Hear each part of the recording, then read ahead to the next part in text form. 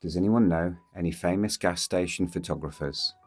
I've only managed to find one, and that is Ed Ruscha. Seems to be quite a niche genre. I've probably seen more gas stations in movies than on canvas, and that is probably where I'm getting the urge to shoot some fuel stations at night.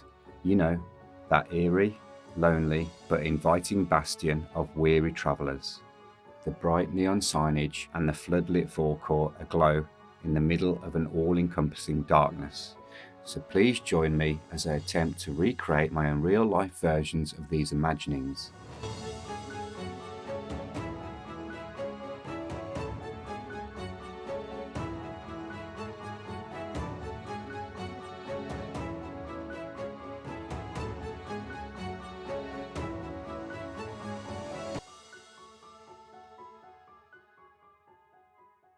I'm going to challenge myself to photograph these fuel stations at night with my mirrorless camera and no tripod to start with. And then in part 2, I might use a tripod and a neutral density filter to get some light trails from cars, just to add that extra sense of artistry in the photos. I want everything in focus, so I'm going to have to close down that aperture to get that large depth of field and slow down my shutter speed to obtain the exposure.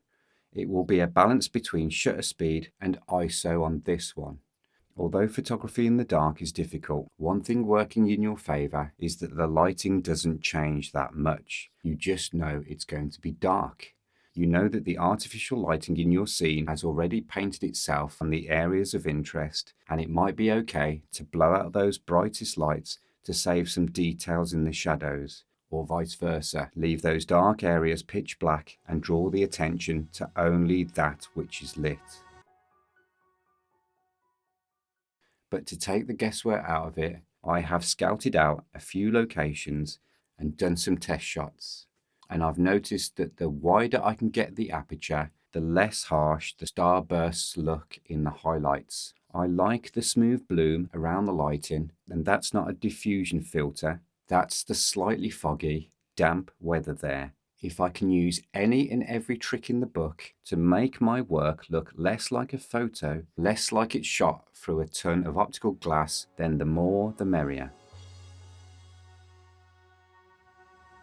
As for composition, that classic look seems to be low to the ground at 45 degrees onto the petrol station, and with the undercarriage of the roof of the canopy visible. If I can get the store and the price board in as well, then happy days.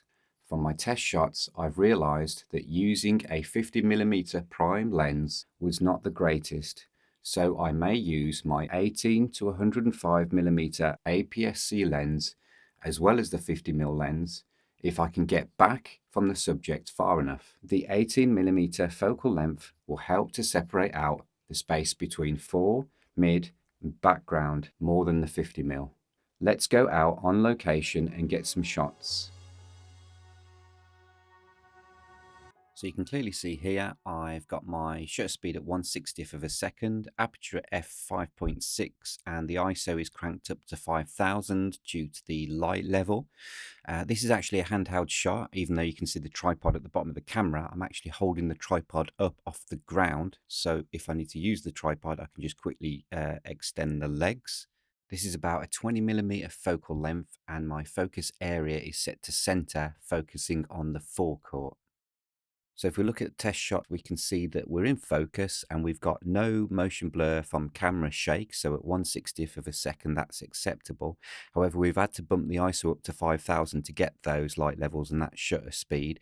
And with this being an APS-C lens, it potentially increases the noise in the image rather than if I had a full frame lens mounted on the camera. So I'm thinking, do we go tripod all the way on this photo shoot? Always just check your photo in camera, especially when you are relying on capturing as much light as possible and your shutter speed might be low. You don't want to go home with blurry images because of camera motion. This subject is usually not going to go anywhere. The light's not going to change, so just take your time and check your histogram and blinkers. I have an entire video here explaining exposure, zebras and blinkers. Sometimes these trips out are a spur of the moment thing, but a majority of the time I've planned to go out and I know exactly what kind of environment I'm going to photograph. If I don't know exactly what I'm going to be photographing, at least I know what the lighting conditions are going to be and that I want everything in focus. If you're not using a tripod, then your shutter speed can't be going too low, so you're not going to get any classic long exposure light trails or anything.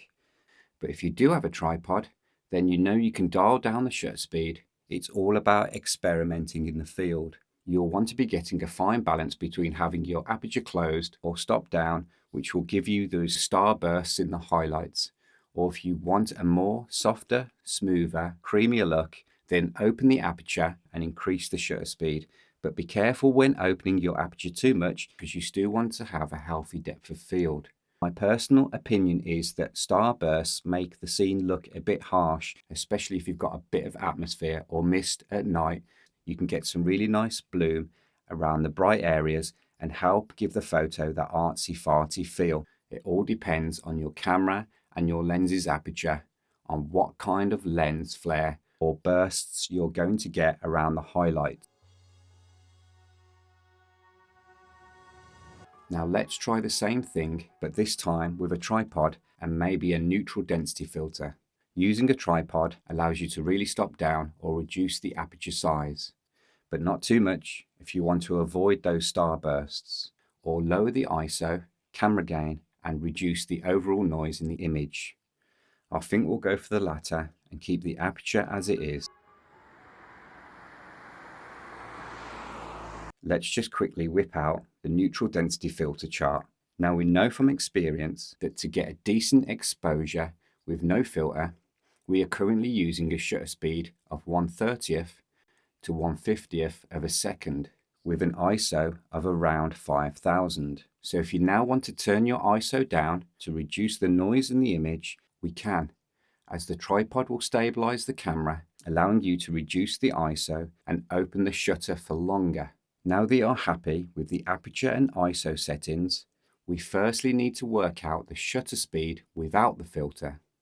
Remember, this is a test shot before placing the filter on the camera to find the shutter speed for nominal or best exposure, taking into account the aesthetic look created by the aperture size and ISO value. Once you've got the nominal shutter speed and you're happy with the ISO level, or if you want to slap your camera on its native ISO, go and do it now. We can take the before shutter speed and cross-reference it with the neutral density filter chart. So for example, if you are getting an exposure you are happy with at the 1/4 of a second mark with no filter, and you want to capture some light trails from moving cars, etc., then I would hazard a guess that we need a shutter speed of around 2 seconds. And according to the chart, you'll be needing an ND8 3-stop filter. If you want to capture the comings and goings of cars on the forecourt, then something around 8 seconds, which is ND32 or 5 stops, or even longer, say 15 seconds, then you're looking at an ND64 6 stops reduction in light. Ultimately, all you are doing is diminishing the amount of light entering the lens, only to pull that light back in with a longer shutter speed to burn the light onto the camera sensor over a greater period of time. You are recording the brief history of light and movement without completely overexposing the whole image. And with your subject sticking around for the foreseeable future, to hell with the filter chart, just have fun with various filters and shutter speeds. The only thing that may require a bit of patience is the comings and goings of the cars and vehicles until you get a shot you are happy with.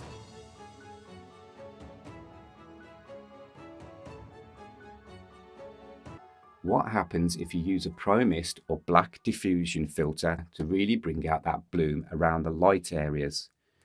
Well, you literally repeat the process with the ProMist filter in place, and here are some shots using the filter. If you have some fog, mist, or a frosty night, then experiment with the filter on or off. Now, until this point, you have taken a single exposure photo, regardless of the length of the shutter being open. But what if you wanted to really capture all the detail in the highlights and all the nuances in the darkness. Well, now we come to exposure bracketing, or multiple exposures, with or without light trails, and this involves exposing the scene for the highlights, streetlights, signage, etc., dismissing for the time being the shadows and dark areas, and then exposing for the shadows, paying no attention to the overexposed highlights. I just get, quote, a normal exposure also, and you can then merge them together in Lightroom, Photoshop, or similar. Again, you'll need to be mindful that any starbursts or bloom around highlights could potentially look odd in post, but Lightroom does have a handy de-ghosting slider when merging your HDR images together.